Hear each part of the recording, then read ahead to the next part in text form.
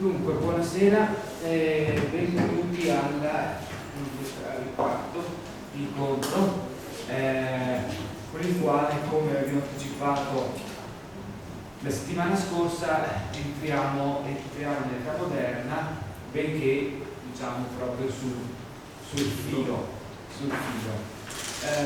Dunque, io posso presentare Mike Natton. Non è per me molto semplice, nel senso che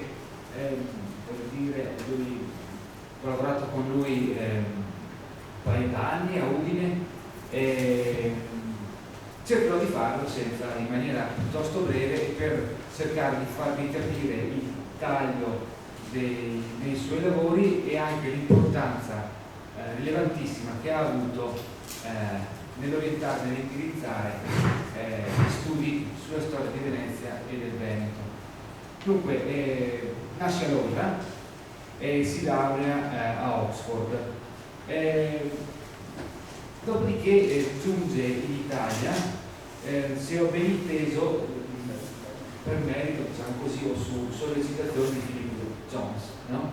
Sì, l'idea era mia. L'idea era tua, ecco, l'idea era tua. Ecco, e quindi per studiare Padova nel secondo 400, che sarà poi anche l'oggetto della sua tesi di dottorato. Quello che poi ha insegnato fino a 2 o 3 anni fa, 2 anni e mezzo fa, all'Università di Udine, professore associato confermato di storia moderna. Quello che mi piace segnalarvi è questa bellissima raccolta di saggi, Una Repubblica di Uomini, saggi di storia veneta, che trovate peraltro in fondo, nella quale i curatori che hanno scelto tra le numerose opere di Mike Natton di raccogliere dei saggi hanno posto un'introduzione molto interessante, e in questa a un certo momento a pagina me la sono segnata, ecco, in sostanza si dice di come Mike sia una delle figure chiave nello svecchiamento principiato negli anni 70 e continuato negli anni 80 della storia di Venezia, grazie agli stimoli apportati dalla storiografia inglese. Quello che è un grande merito dello studioso che è con noi questa sera è aver aperto l'interesse sulla terraferma veneta, tant'è vero che si cita a pagina 16 di questa introduzione quello che poteva scrivere nel 59 Giampiero Bognetti, direttore dell'Istituto per la storia della società e dello Stato veneziano, e diceva queste parole: esso, istituto, non intende occuparsi della storia della terraferma veneta se non per quanto concerne l'azione del governo del patriziato e della mercatura di Venezia nelle terre del dominio. Cioè, quello che succede in terraferma in sostanza non ci importa un bel niente. Altra invece è stata la sensibilità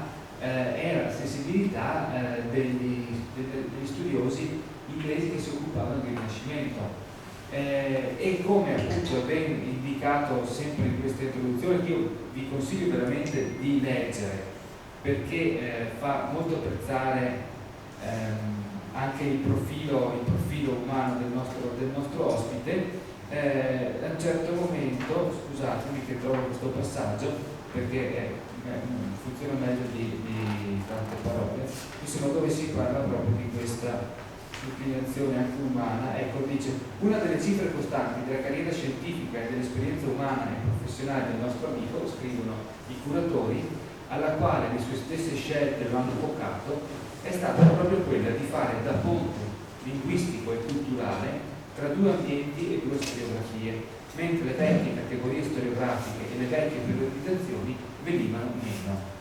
E questo è un altro tema che vorrei farvi presente prima di passare la parola, ed è il discorso della periodizzazione. Nella produzione di Michael Natton trovate cose su 300, cose su 600, anche 7 e ultimamente anche su 900, giusto? Su un importante volume dedicato alla storia di Creazzo, curato un secondo tomo dedicato proprio alla parte contemporanea. Questo è un indice molto interessante perché nella tradizione accademica italiana, come forse abbiamo avuto modo di accennare nei precedenti incontri, c'è una spaccatura piuttosto profonda, direi, tra Medioevo ed età moderna, a tutto discapito della comprensione forse più profonda di quei secoli che dal 300 vanno, possiamo dire perlomeno, quantomeno fino ai primi 30 anni del 600. Quindi l'Anton si muove proprio preferibilmente in questo territorio. Altra cosa che vorrei dire, i suoi studi tengono insieme storia istituzionale, storia economica e storia sociale, intese come interdipendenti, non l'una o l'altra, ma le une e le altre che si tengono assieme per consentire una maggior comprensione del contenuto e del dato storico. Altra cosa, troverete in questo libro la bibliografia aggiornata al 2017 con quasi oltre 200 titoli, ce ne hanno 10 volumi, e per chi ha studiato la storia di Venezia è un nome che si incontra sempre per lucidità e per profondità anche di vedute, di indicazioni, di suggerimenti, un insegnante straordinario. Vorrei anche aggiungere una cosa che sembra un aspetto da niente, ha scritto oltre 150 recensioni, il che significa un certo rapporto con la lettura, che non è così frequente, frequente lo è, ma insomma non è così generalizzabile in molti suoi colleghi. Ecco, ha letto molto e ha recensito molto, il che significa che è anche molto riflettuto.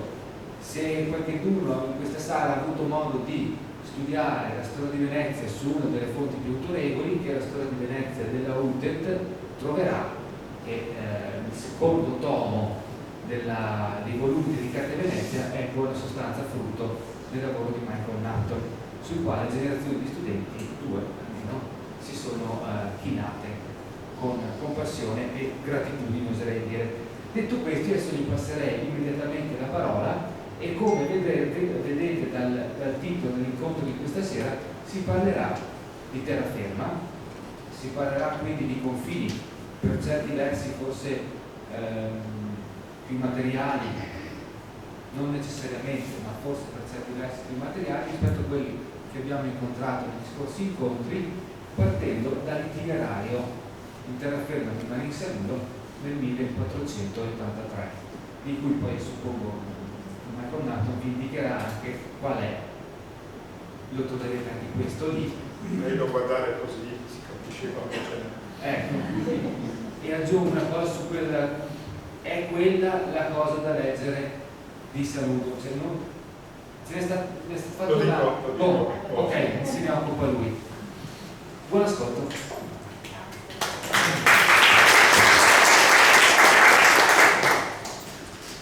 Bene, allora, prima domanda, si sente in sala? Sì. Si sente chi sta registrando? Speriamo, ok. Grazie dell'invito, grazie della presenza chi è qui, anche chi è collegato, anche, e questo spiego un po' di ritardo nel comparire qui, c'è qualche difficoltà di collegamento, ma mi si dice che laddove la tecnologia non brilla c'è comunque una registrazione che si può recepire differita, e questo va bene. Io penso sia molto importante fare cose di questo tipo, insomma, pur con la stranezza, ecco, forse che non è più strana, delle distanze, del distanziamento, perché sì, il da distante, in rete, i webinar, queste robe qua le ho sperimentate in questi mesi, anche l'ultima ragazza che si è laureata con me, giusto per dire che sono nello stadio folle della carriera in cui penso di capire tutto. Era una che aveva una tesi sul Paraguay nel Settecento, ma insomma in realtà è paraguayana e voleva fare la storia dietro il film The Mission. Ecco, quindi ho studiato anch'io per quella cosa lì, però l'esame l'abbiamo fatto a distanza. Ecco.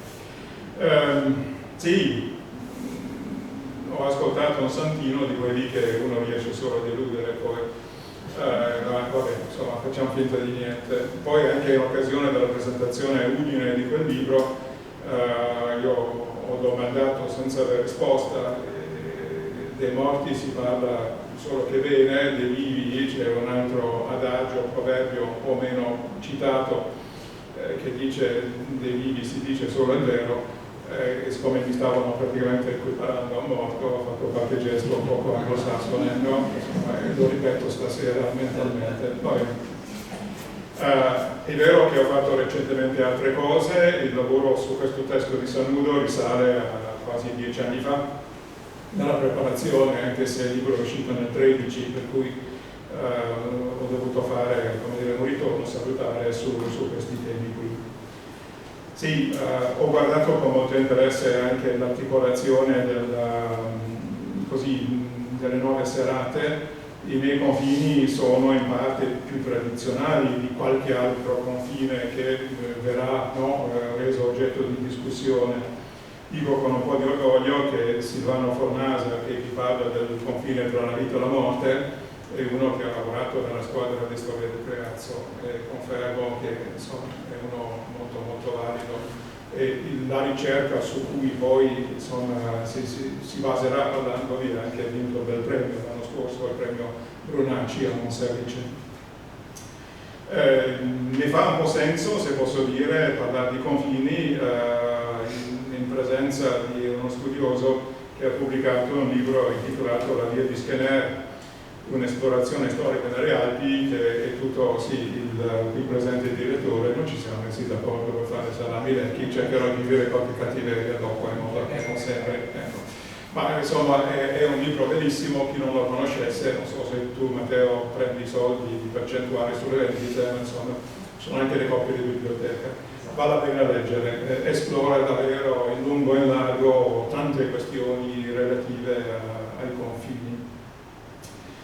Allora mi è stato detto di cercare di parlare 45 minuti, spero che sì, riusciamo a parlarci, appena io insomma, finisco la prima parte. Non ho l'opzione che c'è nelle lezioni universitarie o a scuola, qualcuno ti fa la domanda difficile, se va ci penso e guardo un po' e poi ti dico domani, no, quindi mi scuso d'anticipo su queste cose qui. Mi scuso anche dell'assenza di materiale visivo, ma onestamente sì, l'unica cosa che serve conoscere qui è la geografia dell'Italia del nord-orientale, perché di quelle zone parliamo. Avrei potuto mettere mappe antiche, sì, se chi parla è particolarmente noioso, questo è un modo, voglio dire, per trattarsi un po', ma non ne ho portate, quindi ho fatto la scommessa su non annoiarmi troppo.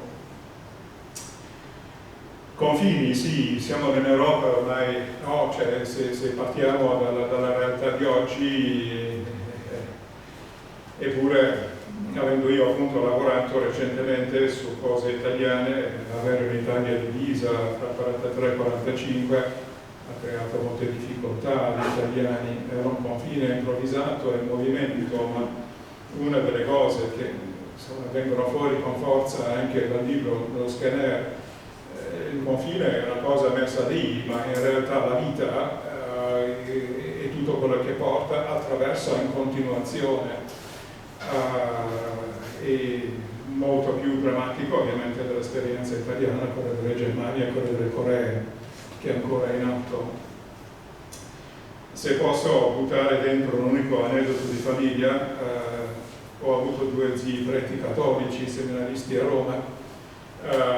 Uno era in vacanza nelle Alpi nell'estate del 39, quando già tra Francia e Italia ci si guardava male, e un giorno fecero un trekking, uso con molta ironia i termini non italiani perché moriamo, insomma, sconfinarono in Francia dalla parte italiana, vedendo un po' imbronciate le guardie del confine confine italiano, piuttosto imbronciate anche le guardie francesi, poi alla sera tornarono e erano d'accordo a mangiare e dormire nella caserma delle guardie italiane.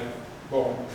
Ora di cena si presenta questo gruppetto di aspiranti preti, c'è il cibo e fanno per sedersi, e una delle guardie italiane dice no, fermate un attimo che aspettiamo gente. Sono arrivate le guardie francesi che a giorni alterni mangiavano assieme nelle rispettive caserme. Drammatizzi in maniera simpatica queste situazioni potenzialmente odiose.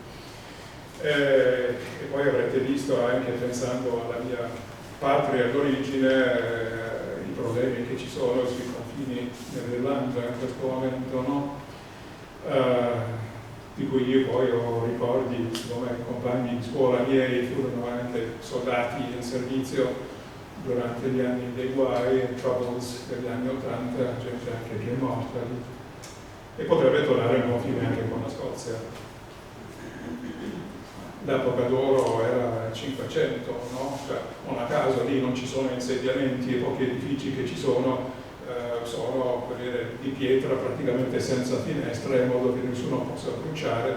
Vedendo arrivare quegli altri, tu porti dentro, no, la tua mandria, le tue vesti e la tua gente.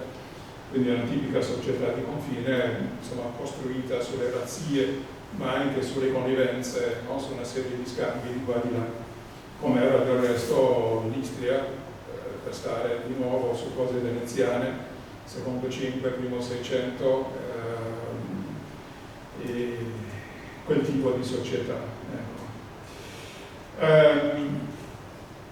Le ostilità e gli scambi però caratterizzano anche i confini locali. La mia parentela italiana suggerisce un altro riferimento. Mia moglie è della frazione di Brognoligo di Monteforte d'Alpone, che è comune vicino a Soave, nel Veronese orientale. Bene, negli anni 20 del Novecento i ragazzi di Brognoligo che sconfinavano per andare a corteggiare le ragazze di Costa Lunga venivano accolti con una sassaiola. Andarono lo stesso, ovviamente. Parliamo di un secolo fa, mi direte. Sì, sono contrade confinanti con un territorio di mezzo, gradualmente nel secondo dopoguerra si è riempito di case. La disputa sull'appartenenza parrocchiale di quella cosa lì, insomma, poco è mancato che si arrivasse a robe di sangue. Ultimamente poi con la crisi di vocazione di sacerdozio la lite ancora viva verte su in quale canonica l'unico prete per le due parrocchie, insomma, dovrebbe essere in casa sua, perché qui c'è una valenza simbolica, cioè, volendo, voglio dire, si litiga su tutto. La storiografia veneziana e veneta, e qui entriamo, insomma, più direttamente nelle cose nostre, sulle questioni di confine e per la maggior parte sulle questioni classiche. Cosa significava essere confinanti delle arciducali, sapendo che Matteo Melchiorre e di Feltre, no, erano di là del monte. C'era un bel ricordo di Feltre, no, occupata e bruciata. E dall'altra parte gli altri Asburgo, quelli di Milano. E c'è tutta una serie di iniziative di ricerca di colleghi di università italiane fra il primo e il secondo decennio di questo secolo. Qui questione di confine, terre di frontiera in area veneta, secoli XVI e XVIII, libro curato da Walter Pancera di Padova, e quindi lì sì, c'è molto da leggere volendo andare a cercare. C'è meno sulla parte interna, e la richiesta fatta a me è stata sì di dare spessore e vivacità, se possibile, alla questione dei confini, ma di usare i confini per entrare un attimino all'interno della storia della terraferma veneziana.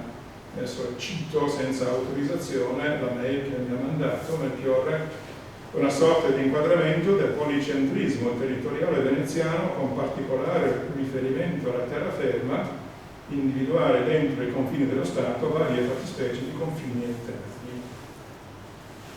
Ok, dominio di terraferma. Io penso che facilmente ci sia presente chi la sa più lunga di me, almeno per letture recenti, qualcuno che ne sa molto poco. Io adesso dico delle cose brevi, generali, spero chiare. Se sapete già tutto, non prendete sonno subito. Se sono troppo conciso, vi rimproverate con garbo quando abbiamo finito e spiego oltre. Cos'è questo stato di terraferma? Come viene costituita? Perché? E così via. Il dove è più facile. Buona parte del Friuli, il Veneto, la Lombardia orientale, cioè Bergamo, Brescia, Crema, pezzi di Trentino meridionale, Riva e Rovereto, almeno fino all'inizio del Cinquecento, e non si sa bene se faccia parte o no della terraferma dello Stato d'Amar, pezzi di Romagna, che per una logica veneziana è più facile raggiungere con le navi e poi da lì che portiamo tante granaglie andare giù appunto nella Romagna. Però è quella la zona. Quando la prima dominazione veneziana sul Trevigiano inizia nel 1338, poi il 300 è un po' difficile e viene ripristinata questa giurisdizione veneziana nel 1388 e da lì avanti. Il grosso dello Stato veneziano di terraferma è accumulato nei primi 3 decenni del 400, con poi piccole aggiunte successive. E fa parte di un processo generale di riorganizzazione della geografia politica italiana. Emergono stati regionali che nel nord dell'Italia sono costituiti empiricamente. C'è un centro di potere che sono i duchi di Milano, che sono il governo repubblicano di Venezia, che sono in misura minore la Repubblica di Firenze, e mettono sotto proprio controllo territori. Più in giù ovviamente c'è uno Stato pontificio non molto, come dire, accentrato nelle strutture di potere, se pensate ai bei ducati no, rinascimentali come Urbino e Ferrara, ma lì i confini almeno ci sono, e lo stesso dicasi anche dei regni meridionali. Perché? Nel caso di Venezia, soprattutto pensando al passaggio fra il 200 e il 300, perché Venezia conduce un gioco inizialmente con gli stati dell'entroterra di non ingerenza diretta, ma di voler assolutamente garantire condizioni favorevoli e pacifiche di passaggio dei commerci e anche del prelievo del piazzamento di un certo numero di prodotti. Questo è piuttosto facile finché hai a che fare con una serie di regimi di città-stato e se litighi con Verona, allora magari no, approfitti del fatto che Verona e Vicenza litigano e prendi gli accordi con l'altro. Quando però si comincia, grazie agli Scaligeri, a un primo processo veramente efficace, no, di aggregazione territoriale, il gioco cambia e bisogna cominciare ad avere capisaldi e terraferma. E l'annessione veneziana a fine anni 30 del 300 avviene proprio in quel contesto di scala, insomma in quel momento al momento massimo, no, di potere, capaci di ricattare Venezia come Venezia era stata capace di ricattare altri prima. Poi la cosa procede. Il ritorno di Treviso sotto Venezia nel 1388 e riprendere qualcosa che aveva in mano Gian Galeazzo Visconti. Gian Galeazzo Visconti è principe di Milano e bisogna darsi una mossa a quel punto lì, perché chi non entra in gioco ci rimette. E quindi la prima fase è i carraresi, deboli, perfidi, e prendiamo. E poi un pochino l'appetito viene mangiando. Questo è soprattutto vero per la fase che inizia nel 1426, le guerre contro i Visconti che portano sotto il controllo veneziano la parte lombarda. Il come l'annessione non è tanto complicata. Certo, Venezia molto presto si fa un solido esercito, ma quasi sempre non è conquista militare. Casomai sono rese, come dire, in cui la persuasione esercitata dalla vicinanza di eserciti suggeriscono, no, soluzioni di questo tipo. Ma che tipo di Stato si sta costruendo rispetto alle nostre idee di Stati uniformi, no? nelle regole interne, nel tipo di giurisdizione, nei codici di leggi, nelle forme di prelievo fiscale. Qui Venezia acquisisce pezzo per pezzo, in maniera patizia. È vero che i negoziati non sono fra persone o fra parti uguali di forza in quel momento, ma fa comodo per creare un rapporto in cui Venezia esercita sovranità, che ci sia un'adesione dall'altra parte e un'accettazione che si mette anche nero su bianco, cioè si redigono proprio documenti, no? Ed è fondamentale in questa fase e anche dopo un'accettazione di tutta l'eredità piuttosto solida di forme di governo, di consuetudini e anche di gruppi politici locali che transitano armi bagagli all'interno, no, di questo nuovo Stato, che è quindi estremamente composito. E questo vorrei sottolineare: la geografia politica dello Stato di terraferma si basa su una serie di rapporti uno ad uno tra Venezia e singoli soggetti politici del dominio, e i connotati dei singoli rapporti sono diversi. Sono diversi in termini di quello che c'è stato prima. Friuli era ed è feudale. Udine è sì una città, ma è un'isola non feudale in mezzo a feudi. Non ha mai esercitato controllo giurisdizionale su un contado e mai lo farà, anche se spingerà in quella direzione lì. C'è un Parlamento feudale a Friuli. L'opposto completo è Padova. Nonostante ci sia stato un secolo di signoria carrarese, i carraresi non hanno mai disfatto l'affermazione di giurisdizione della città sul contado, anzi l'hanno rafforzata. E quindi nel padovano non ci sono giurisdizioni separate. Il vostro trevigiano è via di mezzo.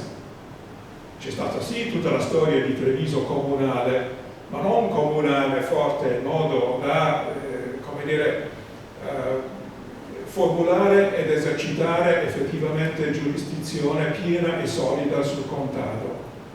E quindi in età veneziana c'è questa situazione bizzarra di una podesteria di Treviso che occupa metà del trevigiano, e nel resto, Castelfranco compreso, ci sono giurisdicenti, podestà veneziani, che agiscono non in totale autonomia da Treviso, però non soggetti affatto, come succede per esempio con un podestà a Este o Monsericene Padovano.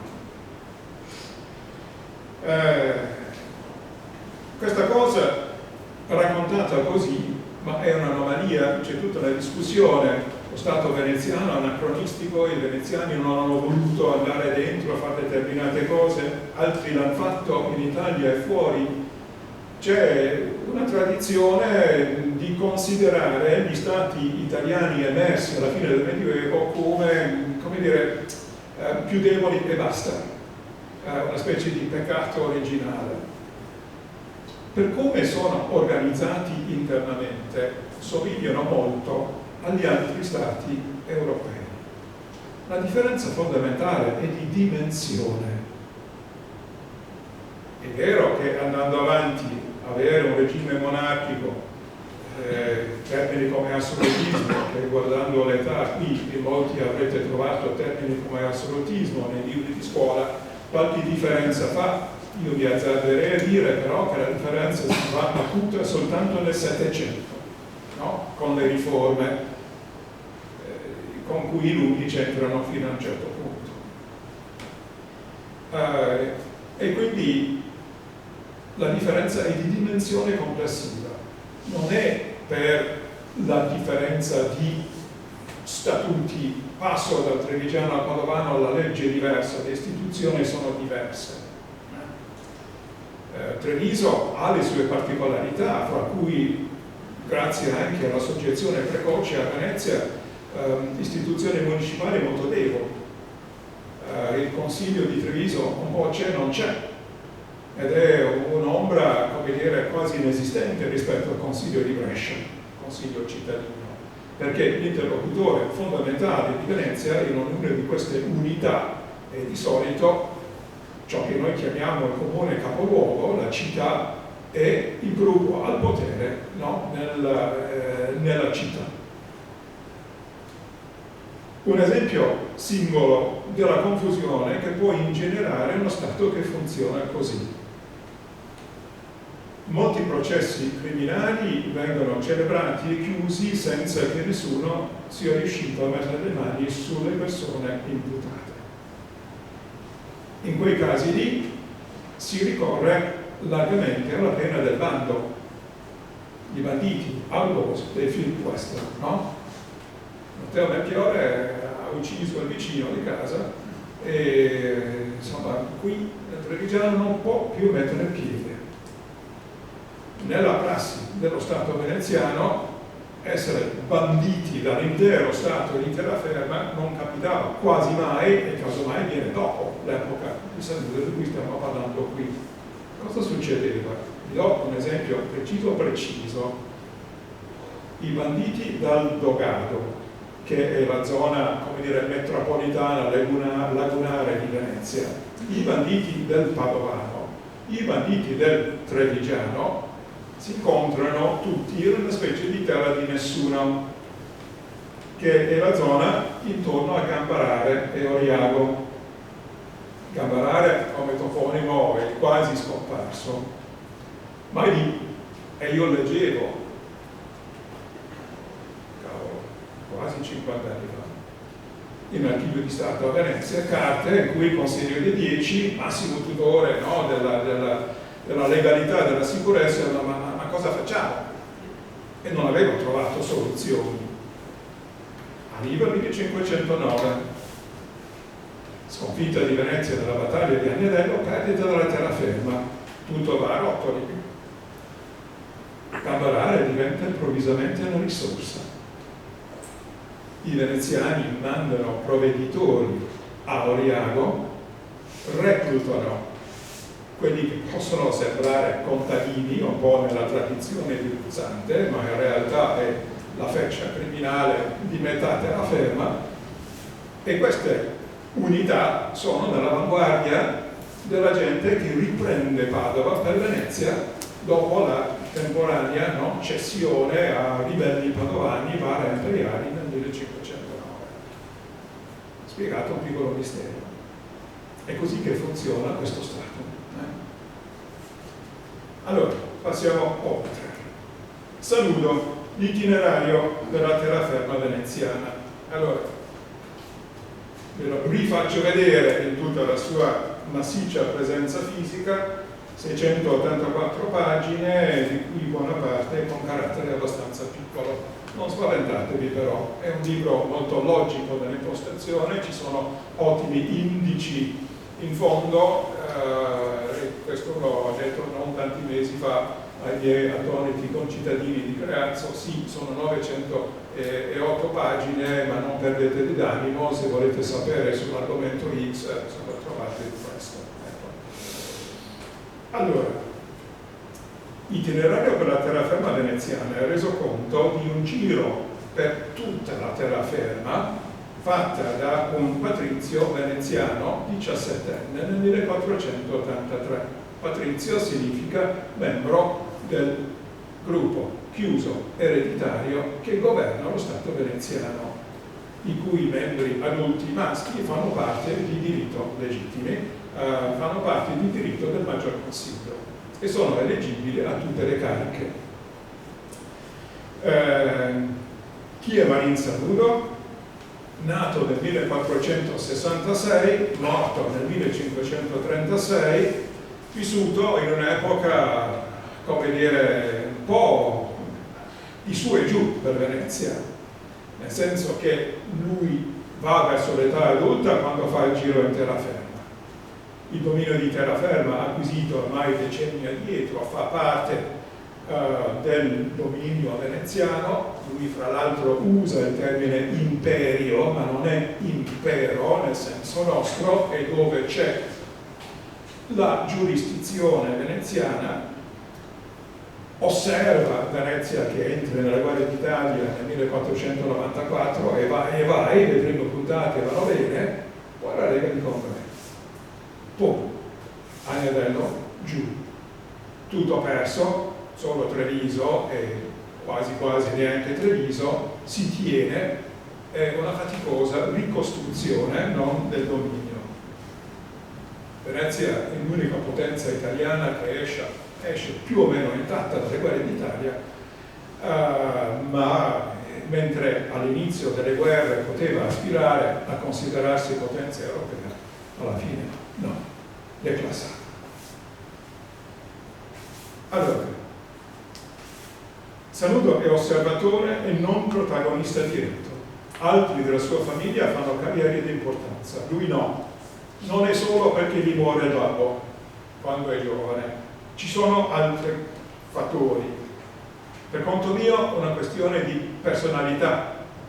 Un mio collega americano ha ipotizzato che fosse dovuto al fatto che lui era, come dire, sessualmente ambidestro, ma lo erano in parecchi a Venezia all'epoca e il problema semmai era che lui lasciava vedere un po' di più.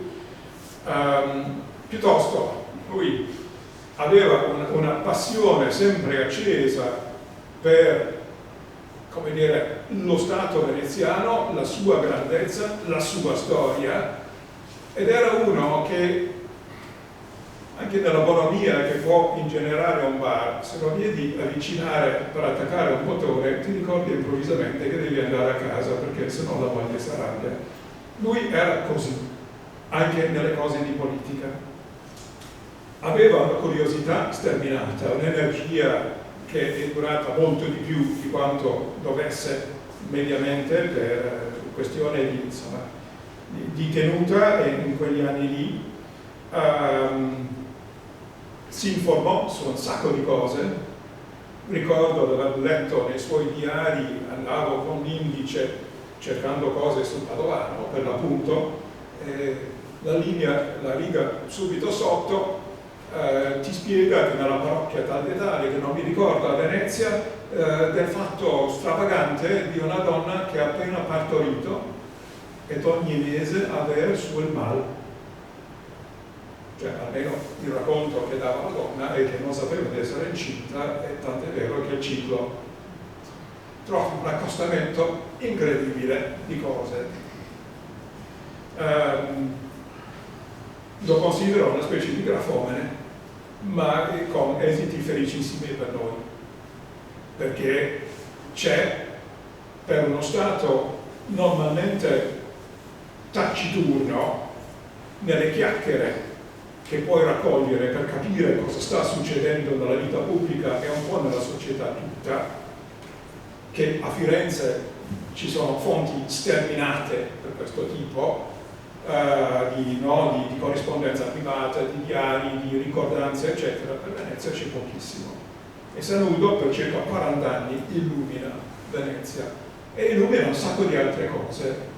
Lui attaccava Botone con tutti, però lì appena arrivato da Crema gli vado a guardare, ma tu sei stato anche Camerlengo e allora hai i conti della Camera Fiscale, dai che ci do una sbirciata.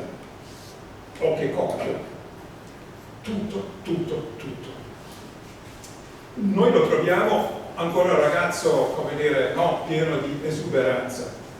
Un'altra sua caratteristica è una formazione umanistica di medio livello, che sbrodola dappertutto nell'itinerario, perché Venezia aveva, anche se cercava di nascondere, un senso di inferiorità, di non essere, come dire, città fondata in epoca romana sottoscriveva sì l'idea dei profughi che qua e là, come si faceva anche a Padova, ma per lui andare a Brescia a vedere tutta questa romanità, cioè veramente era sì, un banchetto. La lingua che usa, per evitare fraintendimenti, non è il veneziano parlato del popolo, è pieno di venezianismi, ma anche abbastanza pieno di latinismi. È una cosa un po' sua, non corrisponde nemmeno al linguaggio che si trova leggendo le delibere del Senato e così via. Credo che se si vuole, come dire, piazzarlo, appartiene a una minoranza del patriziato della sua generazione che considerava parte integrante del destino di Venezia e parte importante il dominio di terraferma. Non c'era nessuno che non sapesse che c'era, ma c'era molta gente che non aveva una grande idea. Di Treviso sapevano, di Brescia e di Bergamo no, poco, era là, fuori, è nostro.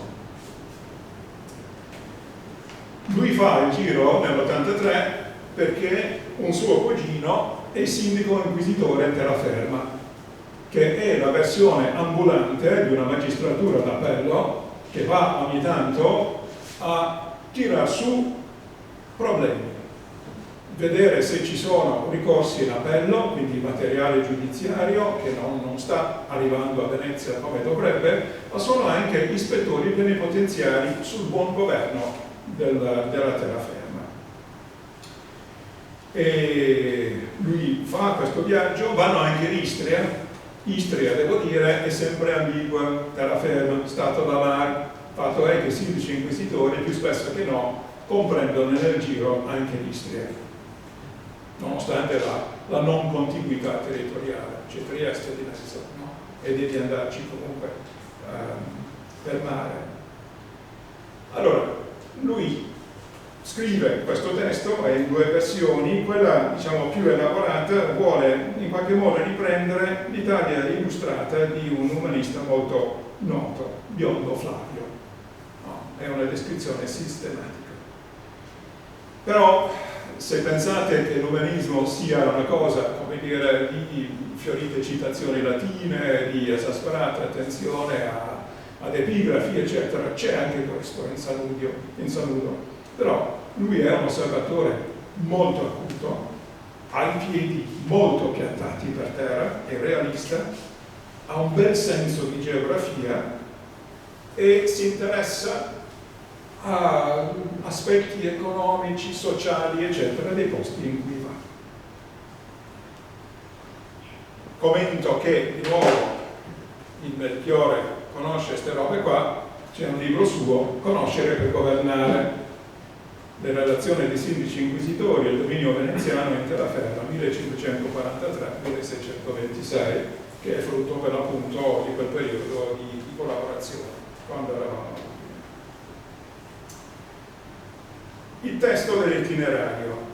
Questa edizione non è l'unica, c'è un'altra curata da Roberto Bruni e Luisa Bellini, pubblicata a Padova nel 2008, che ha un corredo di illustrazione molto bello, che qui non c'è, mappe storiche. Non fa un lavoro, come dire, di andare a rivedere i manoscritti vergati da Sanudo stesso per vedere se la prima edizione ottocentesca di quei manoscritti è a posto o no. Era quasi tutto a posto, ma non del tutto. Il problema principale di quell'edizione è un'ingenuità. Sanudo è difficile da capire, lo traduciamo in italiano moderno. E lì sono cascati asini a reggimenti. Mi dispiace per gli interessati, mi dispiace anche per i soldi pubblici spesi, che furono tanti. Pazienza. Se volete vedere delle mappe, andate lì. Se volete conoscere il testo e avere un commento, venite. Allora, entriamo in questo libro e vi do un'idea. Non parlo quindi di confini esterni, parlo prendo l'inizio almeno di un paio di voci e partiamo da Treviso per vedere il tipo di robe che qui mette giù. Treviso, terra grossa. Terra vuol dire città, ma non civitas, non una roba grande. Sono categorie di uso dell'epoca. Podestà e capitano, Alvise Bragadin, Camerlenghi, Zaccaria Valdi e un altro di cui non ha trovato il nome. Notate, lui dice subito chi sono le persone che qui rappresentano il potere di Venezia. Entrassimo per la porta chiamata de Altiglia, allosassimo non a casa di Ser Bartolomeo Malombra da Puovolo, veneziano nostro, anche questa è una cosa, quando possono alloggiano presso veneziani, appresso la chiesa di Santa Maria Maggiore, ovvero chiamato di Miracoli, dove frati di Santo Agostino, vestiti a modo quelli di San Salvador. San Salvador a Venezia sta scrivendo per veneziani, quindi laddove può richiamare delle cose familiari lo fa. Ha piazza, palazzo e loggia con un orologio come quello di Padova sopra la casa del rettore. Ha un bello palazzo di Rason dove è una gran aquila in dimostrazione che fu terra dell'imperio, cioè dell'impero germanico. Questa fu la prima terra in terraferma venuta sotto la signoria e fu del 1388, lapsus enorme qui, cioè lui ha rimosso il primo mezzo secolo di dominazione veneziana, il quale era, come ho detto, dell'imperatore. Circonda Miglia 3, cioè Miglia, fa 14.000 anime, e il suo confalonier, cioè santo patrono, è San Liberal. Il mercato è di, e non si è preoccupato di scriverlo, la fiera è di San Luca, la quale si fa fuori dalla terra sopra uno prato. E il fiume del Sil passa per mezzo e quel fiume diventa Borgan. Ha un castello presso la porta di Santi 40 dove abita i Camerlenghi, i quali fanno cassa 1 mese per uomo. Quindi qui c'è una annotazione proprio sul funzionamento interno degli uffici. È nota che qui in questa terra sono cittadini chiamati degli avogari, i quali hanno il cavallo del vescovo. Questo è un modo di dire che l'antica famiglia, no, con un residuo di diritti comitali, in certe occasioni cerimoniali si fa avanti e fa cose per il vescovo. A vescovo e vescovado ad entrata 1400, che rispetto a Padova era nada, ma comunque ha un ospedale bellissimo, il quale è ricco e ad entrata ducati, e anche qui non lo mette. Un mio collega americano ha scritto proprio una monografia, David Andrea, sull'ospedale dei Battuti di Treviso, che in un certo senso era una parte più viva della città, anche in termini di rappresentanza, rispetto agli organi municipali. Poi dice quali sono i posti vicini, e qui lui con Treviso ha finito.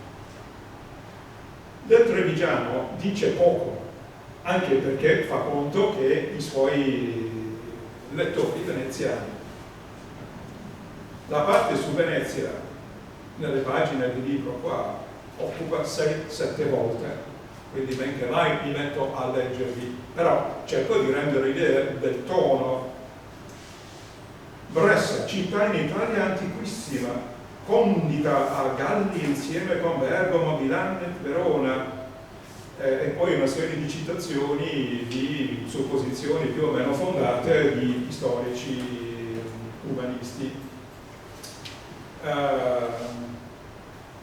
E va avanti, lui è affascinato dall'antichità. Nella cittadella vecchia è un palazzo antiquo dove è molta antichità che dura ancora, alcune colonne marmoree da 2 bande, da 2 parti, dove erano via mezzo, e sono molti epitafi.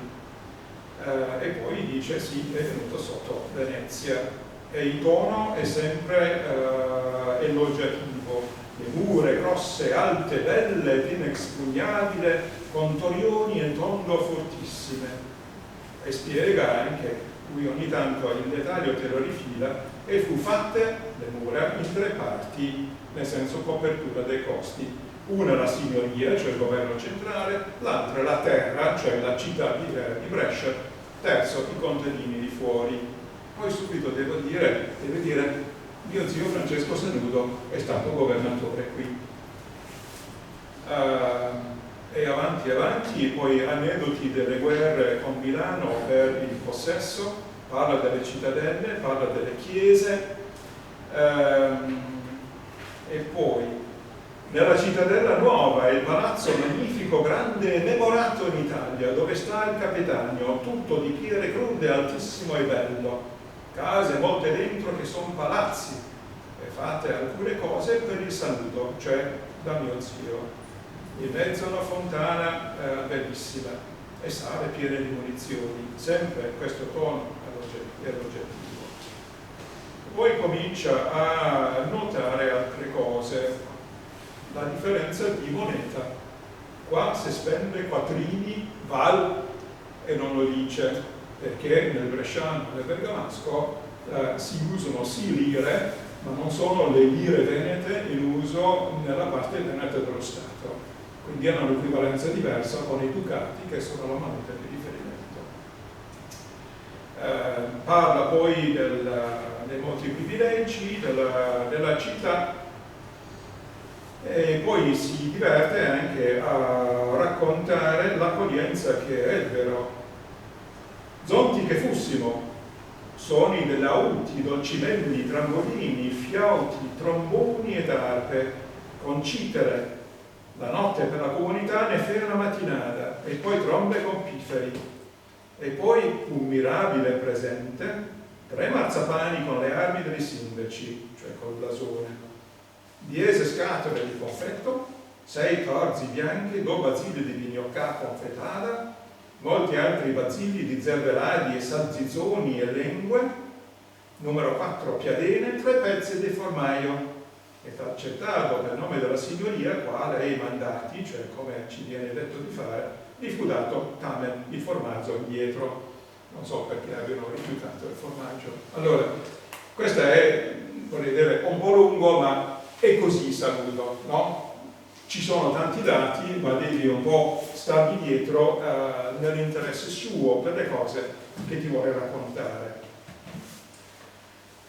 Allora, Castelfranco fra l'altro tratta anche peggio, mi scuso, ma sono poche righe. Da qui, cioè da Cittadella a Castelfranco, è via 8. Lui non ci va neanche, trova qualcosa di più interessante da fare a Padova. I sinici ivi andono, trovò Francesco Querini Podestà, e il qual castello è bello, a 2 porte, una sera e l'altra da domani, con 3 porte con le sue strassettinesche e ponti levadori, e tra uno bello borgo. Il mercato è di Marti, il suo protettore è, non ha scritto San Liberale. Questo castello è lontano da Campo San Piero, via 6. Basta. È meno importante di Treviso in ordine gerarchico, ma di nuovo è trevigiano, lo sappiamo già. Dove invece Sanudo si vivacizza e comincia a dare dettagli anche spiritosi qualche volta, e quando nota maggiormente le differenze. C'è una frase che non vi ho citato prima: Bressa, lui dice, è fornita di fontane, campane e puttane. E c'è una battuta che non è una battuta su Bergamo, lì sembra di trovarlo un po' estraniato, e qui i confini mentali, sì, dove sono capitato? Se disna a ore 12 lo instate, io non so a che ora si desinava a Venezia in quegli anni lì, ma evidentemente non era alle ore 12, e si spende 40 anni, queste sono monete, val 5 quattrini, e il soldo va al soldo 1,5 veneziano, e poi parla di nomi diversi di certi ufficiali, e poi nomina delle cose miracolose. Le bergamasche sono brutte donne, ma fruttifere. In un passato lontano, Gino Benzoni, che magari qualcuno dei presenti ricorda, almeno per lettura, andò a Bergamo su invito dell'assessorato alla cultura e aveva come tema per una serata come i veneziani si rappresentavano i bergamaschi.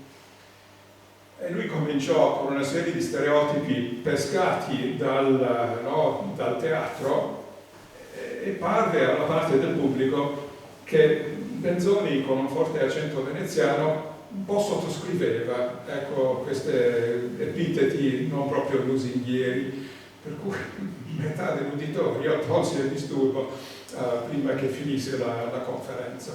Spero di non sortire questo effetto qua. Visto che abbiamo un direttore che viene da Feltre, anche Feltre è un po' posto strano, di coperti di le case e di scandole, o veniamo i quadri, cosa che a Venezia no. E poi, peggio ancora, in Istria, quando va ad Albona, dice: qui è tutti schiavoni e non sanno latino, cosa che a me era Miranda, i vestiti di griso, le donne e magiche tutte.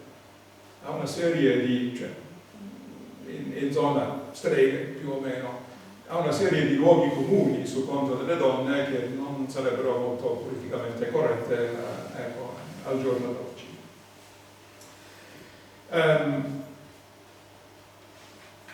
Lasciamo stare queste cose culturali che bisogna un po' cercarli. La suddivisione formale del dominio, come ce lo racconta Sanudo. La prima distinzione per tutti i veneziani, e non solo nella generazione di Sanudo, è tra il dogado e fuori, dogado e terraferma. E all'inizio del testo dell'itinerario si trova nel millesimo della incarnazione di Cristo, 1483, nel quinto decimo giorno del mese d'aprile, ad ore 11 partimmo dalla Iuclita madre e città nostra Venezia in barche chiamate di Padova, cioè usano il servizio di traghetto normale per Padova, e via 5 fino a Lizza Fusina, che è principio di terraferma. E là c'è il carro di Lizza Fusina, che è un marchingegno per portare una barca intera fuori dall'acqua lagunare nel canale del Brenta che raggiunge, perché già allora c'è una politica veneziana di non volere insabbiare la laguna con l'ingresso di acque direttamente. Le successive relazioni dei 16 inquisitori rendono sistematica la distinzione. Istria è una parte, Friuli è un'altra, la Marca Trevigiana è un'altra ancora, e con buona pace di patriottismi vari. La gloriosa Marca di oggi, che spesso si usa come sinonimo della provincia di Treviso, non c'entra niente con quella storica, era la Marca Trevigiana veronese. E quindi, anche se poi Verona, già arrivando verso la fine del Medioevo, nel modo di pensare di molti osservatori dell'epoca, se ne staccava. E c'è la Lombardia. Però l'importante qui è cogliere la continuità nel tempo, attraverso anche molti secoli, delle vecchie differenze di giurisdizione. No? La Marca Trevigiana veronese è una roba creata nel Regno Italico dal Sacro Romano Impero, e viene da lì. Sanudo nell'83 arriva a Legnago, uscendo dalle zone umide, per così dire, del Padovano e del Polesine. Qui è il principio di Lombardia, anche se Verona è molto più implicitamente che esplicitamente nel linguaggio delle fonti di quest'epoca. E puntualmente, verso la fine del viaggio, passando da Porto Bufalea a Sacile, dice: sì, adesso andiamo in Friuli. Una cosa che lui registra con insistenza quasi monotona, quando passa dalla giurisdizione di un retore veneziano a quella di un altro, dove ogni volta c'è un passaggio delle consegne, ci sono cavalieri, uomini armati che accompagnano, rappresentanti della comunità che sta lasciando, rappresentanti della comunità che la sta accogliendo. È una società più formale della nostra, no? e questa cosa è molto molto marcata. C'è un'altra distinzione che non viene fuori tanto in Sanudo, di qua e di là del Mincio, e anche la distinzione geografica valida oggi, ma è prima di tutto una differenza strategica, nel senso che quello che sta di là del Mincio è ancora la zona più militarmente esposta, no? Più delicata da governare. Ed è anche una zona in cui i veneziani mandano meno patrizi come governatori e ufficiali a governare sul posto. Padovano, Trevigiano e Istria sono pieni, no? come zone. E qui, in chiusura, rievoco un attimo un saggio di Gaetano Cozzi, Ambiente veneziano, ambiente veneto. Io ho lavorato con Cozzi, l'ho conosciuto bene, mi ha dato moltissimo, è tra i grandi della storia di Venezia, semplicemente. Questo saggio, Ambiente veneziano e ambiente veneto, io ce l'ho qui in una ripubblicazione del 1997, è un libro Marsilio, ma in realtà la prima stesura, che non è, come dire, plenaria come questa, ma le idee di fondo ci sono tutte, è del 73. E qui lui parla del rapporto tra Venezia e la terraferma, quali sono le differenze, in che misura si riesce a superarle. E usa il termine simbiosi, no? E non applica l'idea di simbiosi a tutto, è più riferita a, come dire, faccende culturali, artistiche, sociali in senso lato, che nella cultura politica in senso stretto. Quindi la lingua, anche l'architettura e ovviamente gli interessi fondiari. Chi coltiva un po' di storia veneziana ricorderà quando c'è Patatrac di Venezia nel 1509 un diarista banchiere, Girolamo Triuli, che dice: e volevi vedere che andava a finire così? Noi non si doveva andare a prendere, a governare tutte quelle terre lì, a impantanarci, a comprare terre, a immaginarci signori quasi un po' feudali. Si stava meglio fuori da tutta quella roba lì. E questa cosa in effetti nel Trevigiano viene avanti presto. Poi ci sono tutti quei libri della ricerca della Fondazione Benetton, le campagne trevigiane, che documentano, no, con grande precisione questa cosa qui. L'architettura passa e Sanudo se ne accorge, va a Maderno e siamo nella riviera di Salò e già nel 1483 trova il palazzo del provveditore veneziano fabbricato modo veneto, ed è una nota di soddisfazione. E Cozzi infatti commenta molto questa cosa qui, che i palazzi pubblici, e magari quelli anche dei vescovi, che alla fine pubblici sono anche loro, seguono, no, questa tendenza.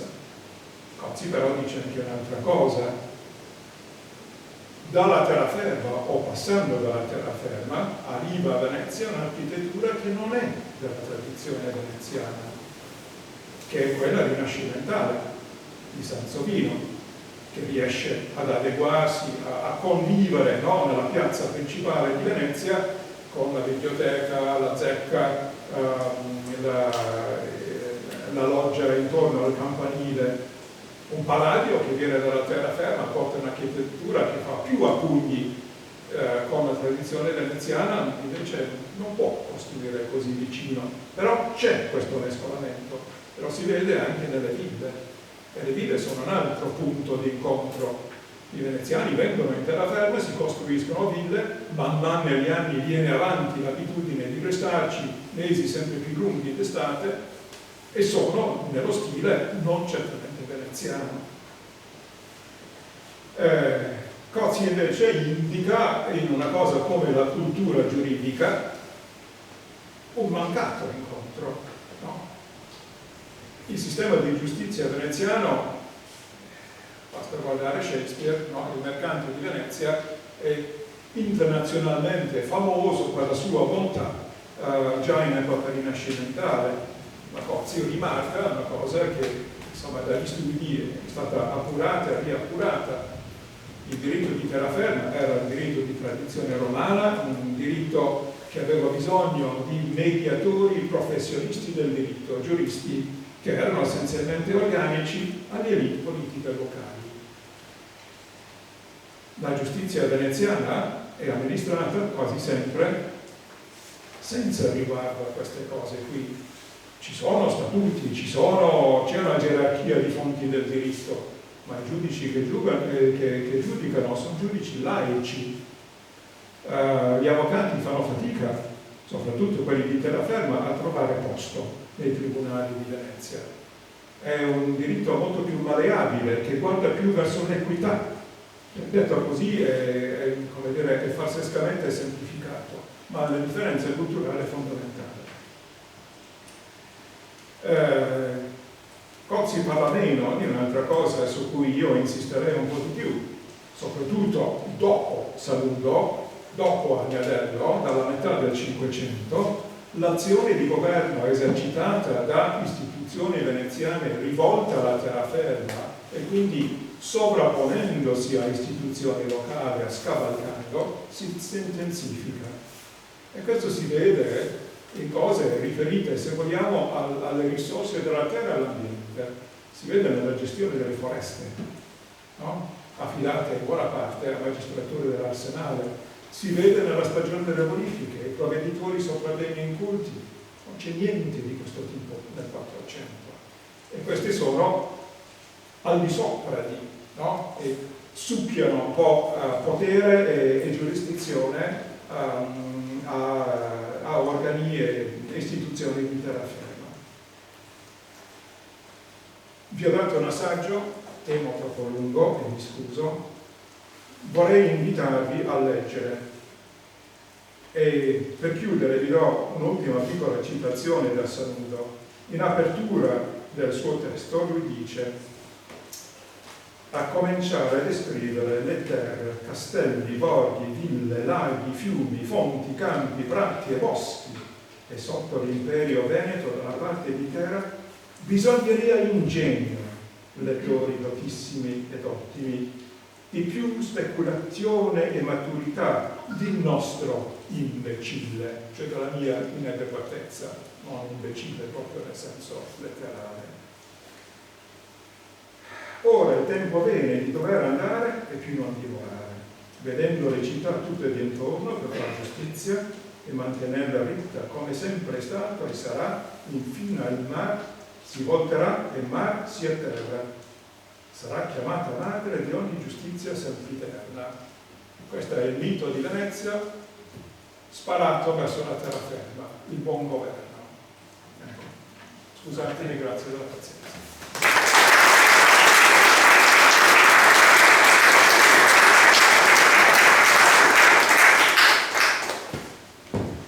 Sì, e dunque, grazie Mike, io ho molti appunti, molti stimoli ricevuti, però non vorrei al solito sovrapporre le mie riflessioni alle vostre, ragione per cui certamente il nostro dibattito questa sera sarà un po' più ristretto.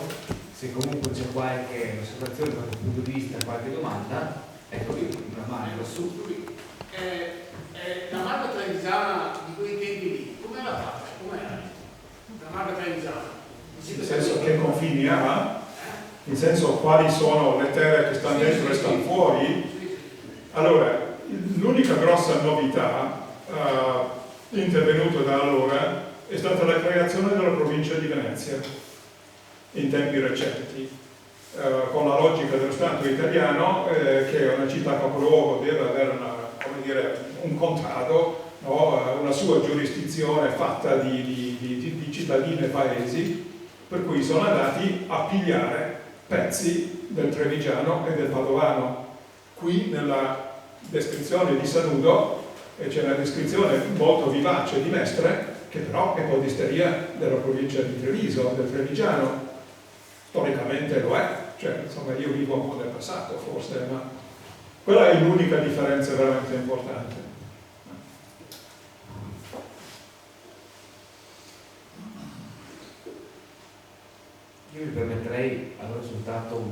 sorta di chiusura su un aspetto che mi è sembrato essenziale, e che è questo, cioè dire, mi è piaciuta questa tua formulazione, dici che il confine di fatto, se noi lo leggiamo attraverso Sanudo e attraverso molti spunti che Sanudo più o meno indirettamente o direttamente dà dei confini culturali o giurisdizionali o politici che lui attraversa nel suo viaggio, viene un po' fuori questo, cioè che il confine è un fattore di mescolamento. Io mi sono intuito giusto, se questo viene fuori.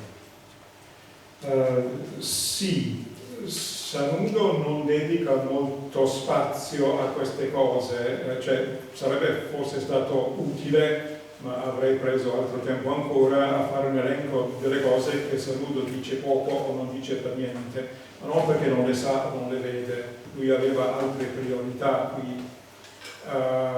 Però sì, fenomeno di mescolamento, e se si lascia un attimo il racconto di Sanudo, che è strutturato per determinati fini, e si guardano, ma questo verrà fuori, penso quando verrà Bragaggia a parlare del veronese, ma in qualsiasi situazione dove ci sono comunità di là e di qua di una linea piuttosto nozionale, quando non vaga, spesso non ancora con sassi collocati per, è vero che si prende gusto a litigare con quelli dall'altra parte, magari a fare qualche razzia, qualche dispetto, però sono ponti, le cose passano, ma questo è universale.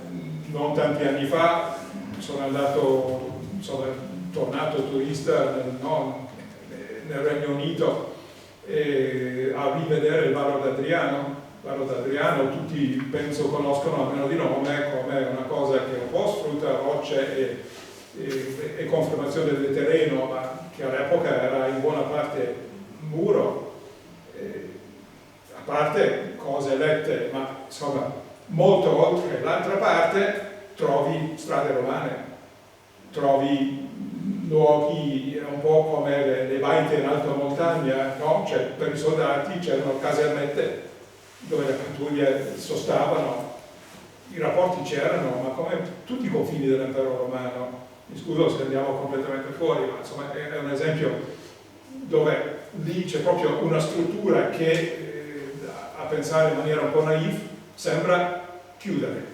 definire, distinguere di qua e di là. E non è così. Poi il tuo libro sulla via di Scanner, cioè la strada in senso fisico è una strada difficile da percorrere, ma ci passa di tutto, anche litigi. Poi c'è tutto un problema di mescolamento dei rapporti tra le persone che stanno dai due lati di un qualsiasi confine e le vertenze degli stati teoricamente di appartenenza, che a volte tu schieri i sudditi tuoi contro i sudditi sul posto dall'altra parte, ma molto spesso il loro interesse maggiore è di mantenere forme di convivenza e di connivenza che non vanno molto d'accordo con l'idea di un confine che segna. Cioè, in Italia seguiva anche la Grande Guerra, basta parlare con quelli di Cortina, come si sono trovati a sparare contro i loro austriaci, contro gli italiani. Bene, direi che io posso anche ringraziarvi ancora questa sera per la presenza e invitarvi alla prossima. Ringrazio ancora il professor Marco Nato per la sua relazione e vi invito ad ascoltare Roberto Bragaggia la settimana prossima, che parlerà, come è stato anticipato, di confini litigiosi, cioè di quando i confini, partendo da un caso di studio particolare, quello della montagna, diventano fattore di scontro. Qui con Sanudo abbiamo visto dei confini interni che si superano, che si attraversano, lì troveremo degli altri confini sempre interni di uno Stato, che però diventano fattori di scontro. Vi ringrazio ancora e ci vediamo spero giovedì prossimo.